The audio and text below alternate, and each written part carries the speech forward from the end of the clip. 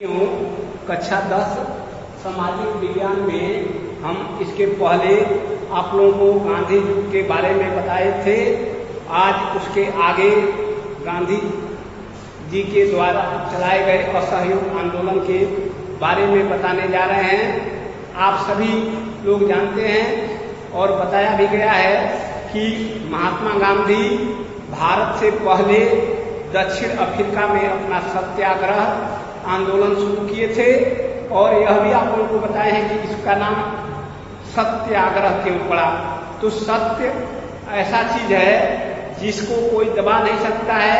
सत्य सबसे बड़ी नैतिक चीज है और सत्य का पालन करके हम किसी से भी अपनी बात को आसानी से मनवा सकते हैं। तो आप लोगों को यह भी बताया गया कि महात्मा गांधी ने पूरे विश्व को एक ऐसा अस्त्र दिया जो आज पूरे विश्व में बहुत ही सम्मानपूर्वक इस अस्त्र का प्रयोग होता है और विश्व में कहीं भी आंदोलन होते हैं तो यह सत्याग्रह ही लोग करते हैं और अहिंसात्मक आंदोलन करते हैं।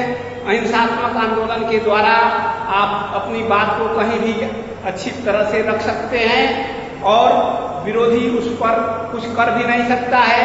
तो यह गांधी के द्वारा दिया गया अमोघ अस्त्र है और गांधी बहुत ही दुबले पतले व्यक्ति थे, लेकिन उनके अंदर दृढ़ इच्छा शक्ति थी और आत्मबल था।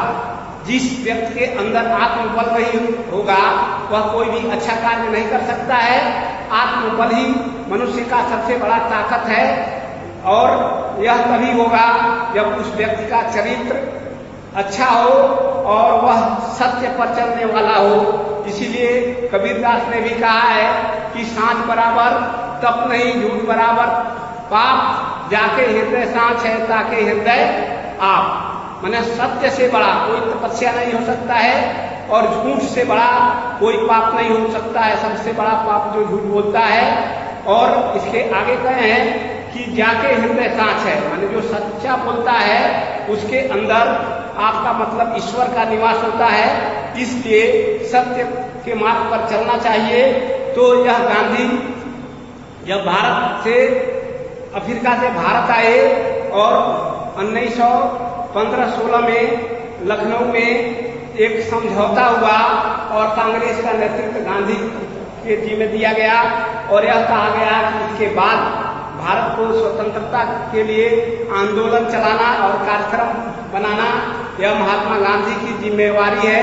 उसी समय तुर्की में भी यह इस्लाम धर्म और यहूदियों में झगड़ा चल रहा था तो इसका भी विरोध हो रहा था। उसके लिए उधर खिलाफत आंदोलन भारत के भी मुस्लिम कर रहे थे।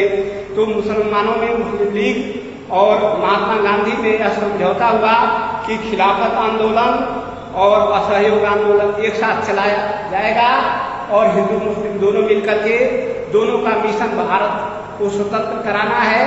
इसलिए एक साथ हम लोग आंदोलन करें और भारत को स्वतंत्र कराने का के लिए एक आंदोलन चलाएं। उसी समय एक और परिस्थिति हो गई। 1919 में अंग्रेजों ने रॉलेट एक्ट पास कर दिया। वह ऐसा कानून था जो किसी भी भारतीय को बिना सूचना के अंग्रेज बंद कर सकते थे, जेल में डाल सकते थे। जैसे इसी तरह का कानून लगभग 98 में अटल बिहारी वाजपेयी जब भारत के प्रधानमंत्री थे तो उस समय भी बना था कोटा और यह रॉलेट एक्ट एक दूसरे से मिलते जुलते कानून हैं। इसमें किसी को भी सरकारें एक अस्त्र के रूप में प्रयोग कर सकती है और विरोधियों को बिना कारण के जेल में डाल सकती है। तो यह अंग्रेजों ने भारत के स्वतंत्रता आंदोलन को दबाने के लिए कानून बनाया। इसका भारत में बहुत ही व्यापक विरोध हुआ और इस कानून के खिलाफ ही यह तय हुआ कि एक व्यापक आंदोलन चलाया जाए और इसके लिए गांधी जी को जिम्मेदारी दी गई और इसका कार्यक्रम बनाया गया कि यह जो आंदोलन होगा इसमें 3 चीजों पर मुख्य जोर दिया जाएगा। पहला है स्वदेशी, दूसरा बहिष्कार और तीसरा स्वराज। तो स्वदेशी के मतलब हम अपने देश में बनी हुई चीजों का प्रयोग करेंगे और बहिष्कार का मतलब हम विदेशी वस्त्रों विदेशी सामानों का बहिष्कार करेंगे और हम अपना शासन स्वयं चलाएंगे। इस तरह से यह 3 नारा लोकमान्य बाल गंगाधर तिलक का था, स्वदेशी, बहिष्कार और स्वराज। और इसको इस आंदोलन में गांधी के नेतृत्व में चलाया गया। लोगों ने वस्त्र के लिए चरखा से सूत काटना शुरू किया और अपने हाथ से कपड़े बुन करके पहनने लगे। विद्यार्थियों ने सरकारी स्कूलों का त्याग कर दिया और देसी स्कूल खोले गए। वकीलों ने न्यायालयों का बहिष्कार कर दिया क्योंकि उस समय के जज यह अंग्रेज होते थे, उनके सामने हम अपने मुकदमे नहीं ले जाएंगे। और इसका देश में व्यापक प्रचार प्रसार हुआ।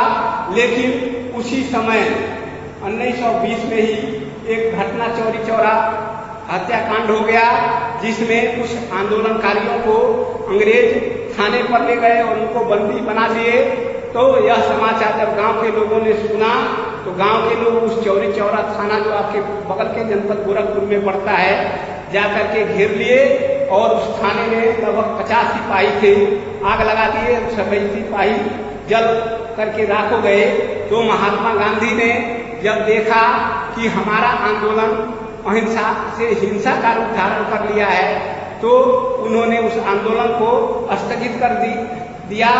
इसके विरोध में भारत के जो उग्र लोग थे वह गांधी के इस आंदोलन से दुखी भी हुए कि यह आंदोलन अभी अपना जोर पकड़ रहा था।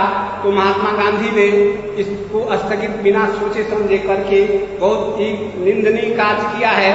लेकिन गांधी का यह उद्देश्य था, वह आंदोलन को हिंसात्मक नहीं बनाना चाहते थे, क्योंकि आप लोगों को पहले ही बताया गया कि गांधी जी अहिंसा के बल पर देश को स्वतंत्र कराना चाहते थे।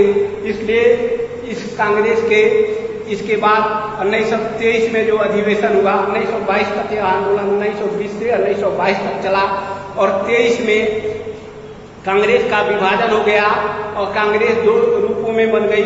एक चित्तरंजन दास के नेतृत्व में मोतीलाल नेहरू और देशबंधु चित्तरंजन दास के नेतृत्व में स्वराज पार्टी बन गई और दूसरी कांग्रेस हो गई। और इस तरह से इसको इतिहास में नरम दल और गरम दल के नाम से जाना जाता है। और यह आंदोलन अपने उद्देश्य को सफल नहीं हो सका और इस आंदोलन से भारत स्वतंत्र नहीं हो सका। शेष अगले वीडियो में बताया जाएगा। 7 मिनट